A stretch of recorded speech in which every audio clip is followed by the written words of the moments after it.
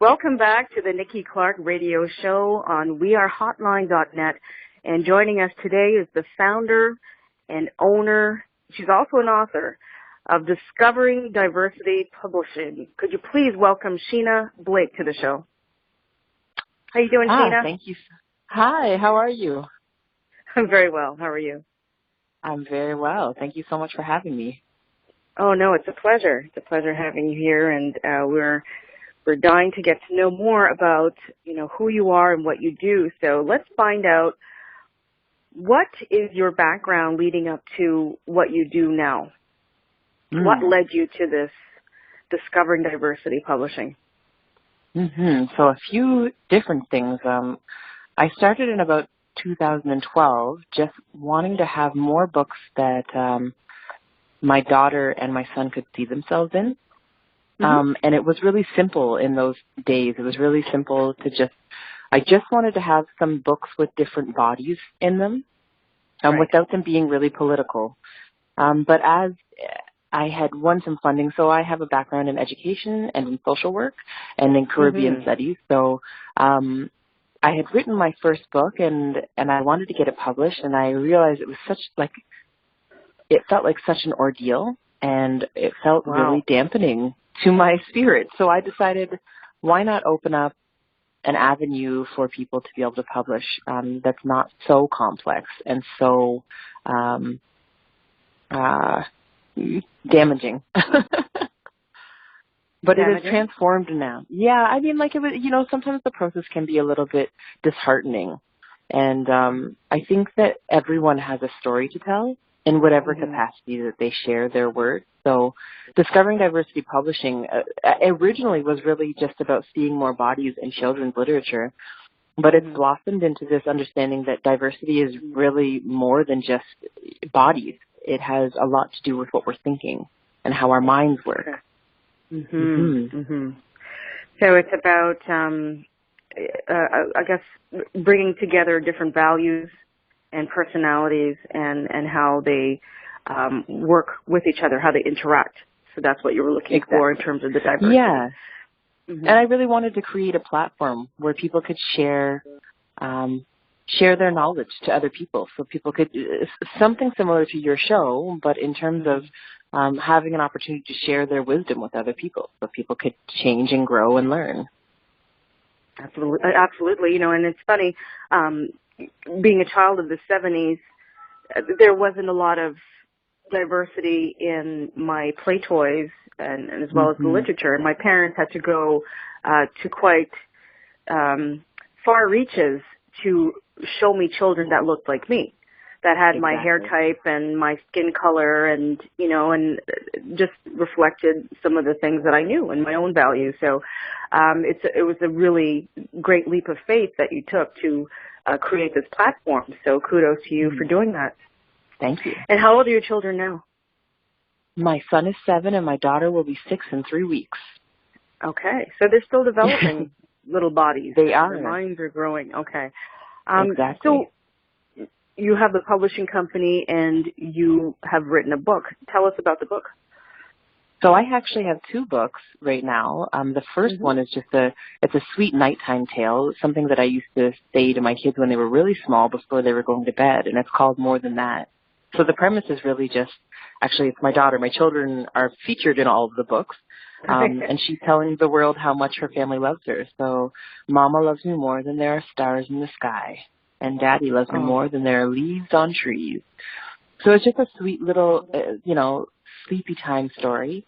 The next book that's actually launching on the 14th is for a little bit of an older group, so about my son's age, about 5 to 7-year-olds, and it's called Choose to Be Your Vision.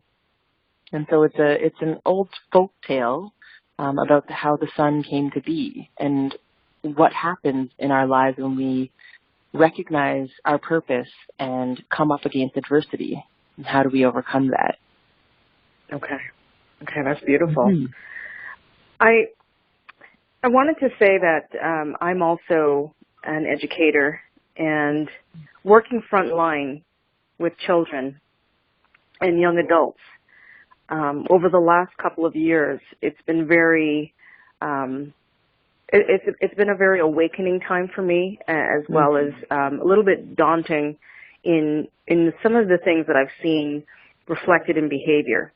Now, I know as an educator that you separate the behavior from the child when the behavior is not pleasant.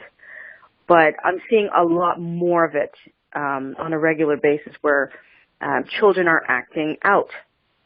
So when this happens, there's an emotional need that is missing. So from that whole idea, what do you think is missing, and what can we do as educators, as parents, or just as society to come in and help them? Because these children are in crisis. Yeah. The first step, I think, is creating community. So there's this amazing thing that happens when us as the elders respect our elders, but also respect our juniors. And I find I don't actually work with children. I work with adults in jail. So that's a bit of a different avenue. But what I do find is when I am humble enough to recognize that this person is more than the sum of their parts, things shift, when I watch teachers, when I watch my children's teachers, I find it's so overwhelming to do this with 30 children every day. Yes, there is a giant crisis. And I think that books and words are really important. Things are moving so fast. I mean, when we were kids, there was no cell phone. We barely watched TV. We were outside, and so things moved at a different rate. I spent some time in my life judging how things are now, but I'm now realizing that it's irrelevant. And so in order for me to keep up with where my children are and the children of this time, is that we need to be disseminating information to them quickly and very consciously. And so, this Choose to Be Your Vision was very on purpose. It has a workbook in the back so that kids can really start looking at, what is my vision? What is fabulous about me? What makes me special? How do I remind myself this all the time? What do I do when people don't ask me to do it? What is something that I love? My son really loves to read. He'll go and pick up a comic, and it's just his favorite thing to do, or a ball. And those are the things that, as their elders, it's important for us to recognize in them. I think that's a big part of what will shift this crisis into them living a lot more fulfilling lives. There's a lot of stuff going on right now, but I think it's really about slowing down. When we read with our children at nighttime, there's this slowing down process that I think every parent kind of feels okay, things are calm. They've bathed. They're ready for bed, and we're cuddled up to read a story. And I think that those family ties are a really big piece to helping. Yeah. Yeah, the consistency in this slowing down routine is really important to quiet the mind at the end, and I think that's important. The whole quieting the mind, or meditation, I think is important for children to learn at an early age, because I think they don't have the mechanisms to cope with the stress they have. The stress that they're dealing with, we didn't deal with. We had no idea. 30 years ago. So it's important for them to learn how to cope with all of it. So that's very interesting information that you shared, and very, very true. So let's talk about the book, and I believe you had a book launch the other day. Can you tell us about that? I had a signing. So I'm on tour, but I had a signing in Brampton at Knowledge Bookstore, which is an incredible store. Yeah. But the book is actually, the official launch party date is May 14th. Oh, May 14th. Okay. And it's going to be a blast. The book is called Choose to Be Your Vision. So I have a number of people coming in to perform their vision. So there's one woman who is a DJ, and she's also a teacher, and she's not really ever DJed in public before, but it's really exciting for her to be able to share what her vision is. There's another woman who creates jewelry. Wonderful. So let's name the talented people who are going to be part of your launch. There is Sheena Rodriguez, who is a makeup artist.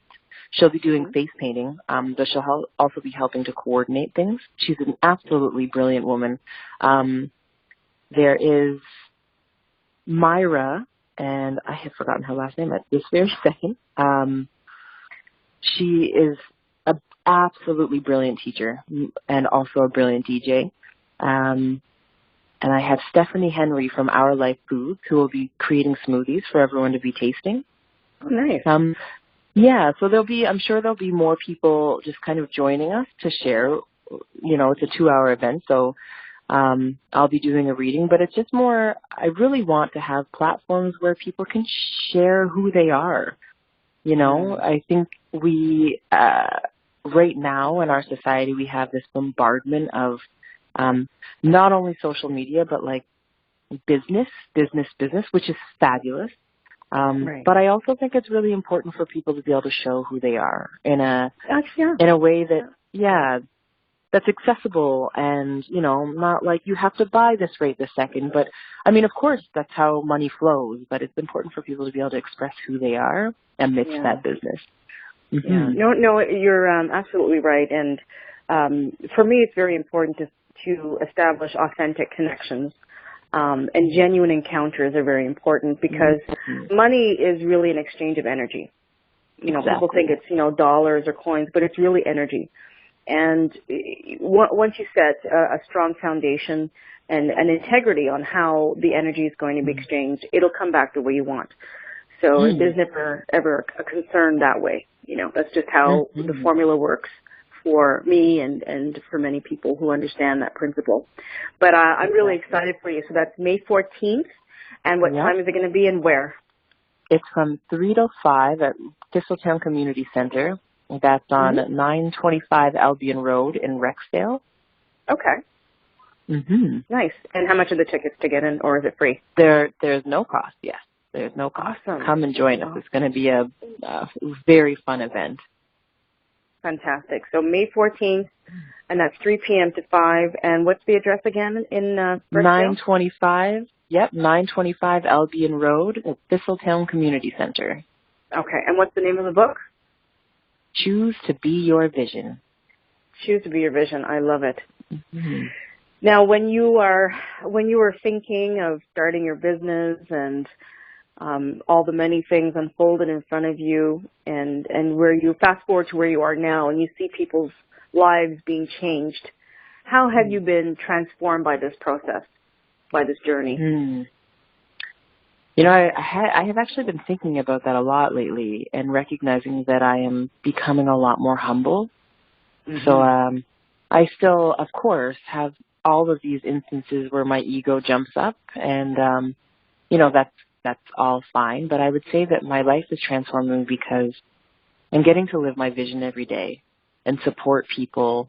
And, I do coaching through the different streams of publishing. So we do traditional and self-publishing through Discovering Diversity. And one of the things that is changing my life is watching other people recognize how incredible they are. Right. So it really has just opened me up to see, I do have a purpose. And I'm good at it. And I genuinely love other people, and I love watching them succeed at what they want to succeed at. Fantastic. That's really important, and I'm really proud of how you've put it all together. So that is really quite an achievement. So you should be very proud of yourself. Now, where can people find you? I'm sure the listeners are dying to know how they can get their hands on a copy of the book, or to explore what other, avenues that you are involved in through your publishing. Absolutely. Well, you can find us always at discoveringdiversitypublishing.com. Take a look. We've got little different events for kids. We've got our kids club that happens where kids can have books to find, that we send out books to read, and just fun little things for kids and families to do together. You can email me at discoveringdiversity@gmail.com. My Twitter tag is Discovering Div, and Facebook Discovering Diversity, and Instagram Discovering Diversity. Fantastic. I want to thank you so much for sharing this information with us. I think we've learned a lot. And if you just tuned into the interview, don't despair, we're going to be playing the interview throughout the month on wearehotline.net on the Nikki Clarke Radio Show from 11 a.m. to noon, Monday to Thursday. So I just want to thank you, Sheena Blake, once again for coming on the show and talking to us about your company and your book. And we wish you the very best. And good luck on your launch May 14th, and that's in Rex from 3 to 5. That sounds exciting. Thank you so much, Nikki. You're very welcome. You have a wonderful day, and we'll catch up soon. You too. Okay. Thank Bye you. now. Bye-bye.